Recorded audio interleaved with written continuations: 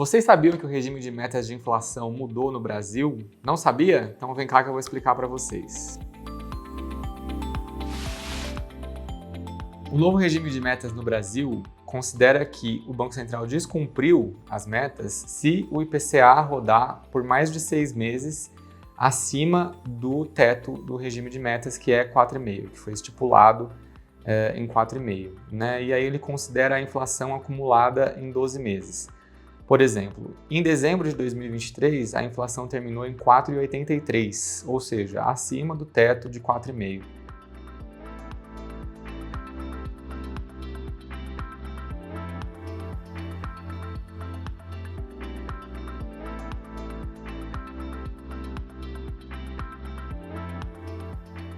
Se a inflação futura dos próximos 5 meses continuar acima do 4,5, o Banco Central vai precisar escrever uma nova carta justificando o porquê dessa inflação ter ultrapassado o teto. E também agora tem uma novidade que ele vai ter que explicar como que ele vai atingir a meta no período seguinte e quanto tempo que ele vai precisar para que isso aconteça.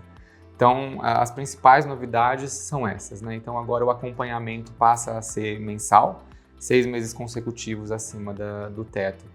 Já precisa de uma ação do Banco Central e ele precisa também dizer qual vai ser a ação que ele vai tomar e por quanto tempo a gente ainda vai ver essa inflação acima do intervalo de metas. Além disso, a meta passa a ser contínua, ou seja, a gente tem a meta de 3% com um intervalo de tolerância de 1,5 para cima ou para baixo, né? Então o intervalo agora é entre 4,5 e 1,5. Ele já era esse anteriormente, né, mas ele segue valendo daqui para frente. O CMN, que é o Conselho Monetário Nacional, reúne o presidente do Banco Central, o representante da Fazenda e o representante do Ministério do Planejamento.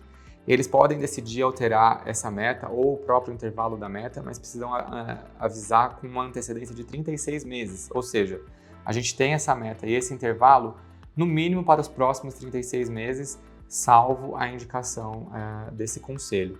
Então, o que a gente tem é um pouco mais de estabilidade, né, de previsibilidade em relação à meta e ao intervalo e as ferramentas e a disposição do Banco Central para conseguir entregar essa inflação na meta.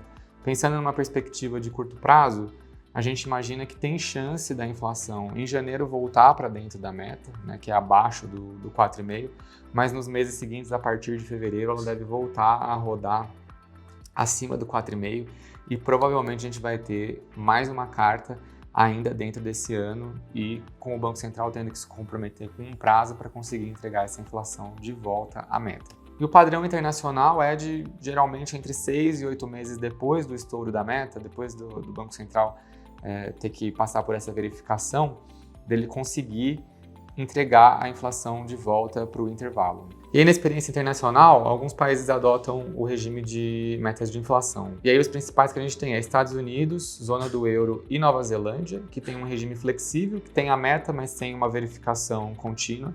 A gente tem o Reino Unido, que aí já é um regime rígido, que a cada 3 meses, com a inflação em 12 meses acima da meta, precisa de uma justificativa.